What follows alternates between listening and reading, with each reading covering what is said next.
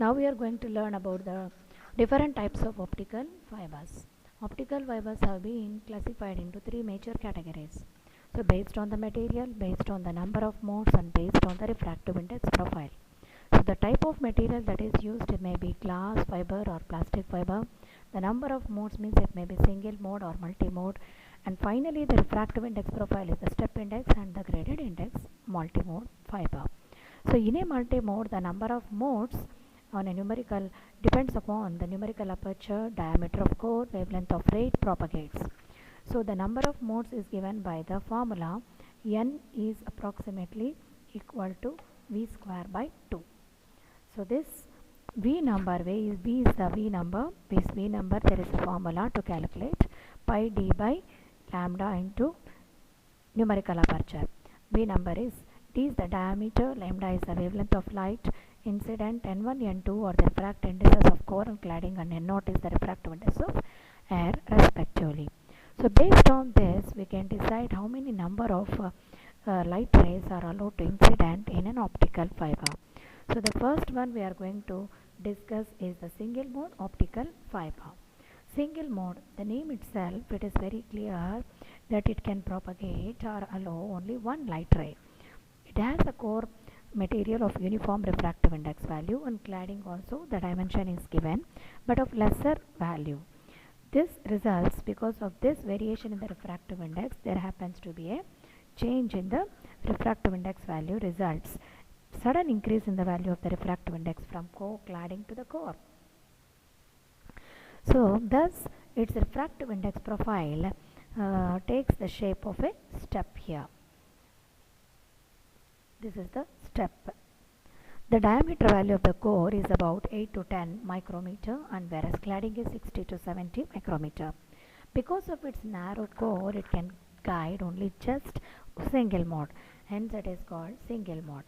Single mode fibers, they are very much expensively used ones, and they all constitute 80% of all the fibers that are manufactured in the world today. They need lasers as a source of light, and less expensive, but it is the difficulty is that disadvantage is very difficult to splice. The splicing is nothing but joining the strands of one optical fiber to the strands of the other. It cannot be done so easily as what we do for the copper cables by twisting and soldering. It should be done by fusing the ends of the respective strands or by employing certain aids called mechanical splicers, which is requires very skillful task and precise alignment of tiny fibers.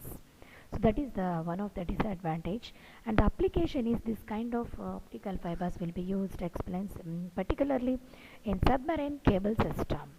So that is about the single mode optical fiber. Similarly, the step index multi-mode fiber, the except in the ray propagation, like multi-mode means more than a single light ray, it allows because of the diameters of core and cladding quite larger value than that of the single mode.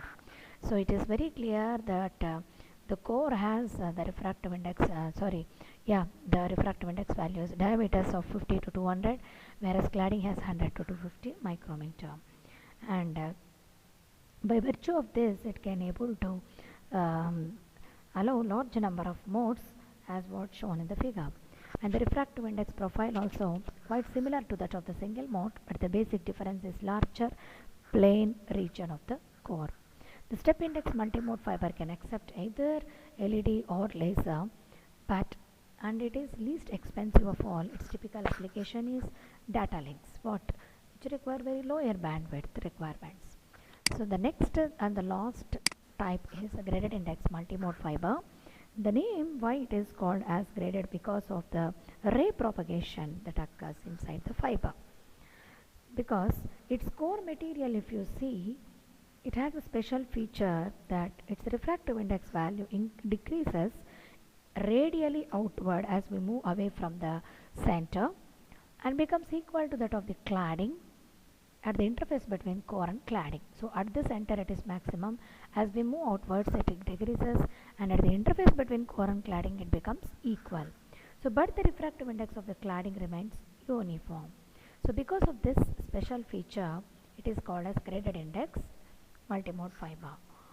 it is in the spherical shape, helical shape, not as a straight line or the linear arrays. And the thing is, here either a laser or LED can be the source for green multimode fiber. It can also be called as GRIN, green multimode fiber. And this is the most expensive of all types of fibers. And with some difficulty, the splicing task can be fulfilled, and it is used in the application of telephone trunks between central offices. So these are the different types of optical fibers based on the three things. One is diameters of core and cladding, other one is the ray propagation, then the other one is the refractive index profile. So though this fiber works, optical fiber works based on the principle of total internal reflection, still there are certain loss of power by this optical signal as it propagates through the fiber. That loss I am calling it as attenuation. So attenuation is the loss of power suffered by an optical signal as it propagates through the fiber. It is also called as fiber loss. So the attenuation coefficient is given by alpha, which is nothing but minus 10 by L log P out by P in. L is the length of the fiber, P naught is the output power, Pi is the input power. So this is what we need to now understand about what are the different factors that will affect the attenuation. We know that there are three different types of attenuation, that is absorption losses, scattering losses and radiation losses. Absorption losses is due to impurities of the that are present in the fiber itself, and the other reason is intrinsic absorption. So here what kind of impurities will be present generally? Glass, it is a fiber or glass. So if you take a glass which is a heterogeneous material, many different types of transition metal ions such as iron, chromium, cobalt and copper will be present. So as the ray signal propagates, when the photons interact with these impurities, the electrons absorb the photons and get excited to the higher energy level. So because of this, later these photons get excited to higher, later these electrons give up their absorbed energy in the form of heat or in the form of light.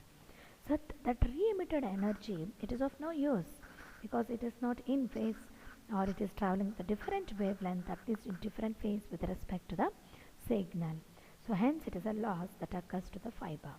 So the absorption in the fiber occur mainly due to the presence of impurities. The other kind of impurity is OH, that is hydroxy ion, which enters into the fiber during the fabrication itself. That can be minimized by through some technological benefits, advanced technological benefits, by restricting the OH content to less than 1 part per billion. So that is the effect of impurities. The second reason is intrinsic absorption. The material itself, fiber, has a tendency to absorb light, however small it may be. That absorption that takes place in the fiber material, assuming which is free from all the free impurities, and that is called as intrinsic absorption. So because of that also the fiber suffers certain loss of power. Next comes scattering losses.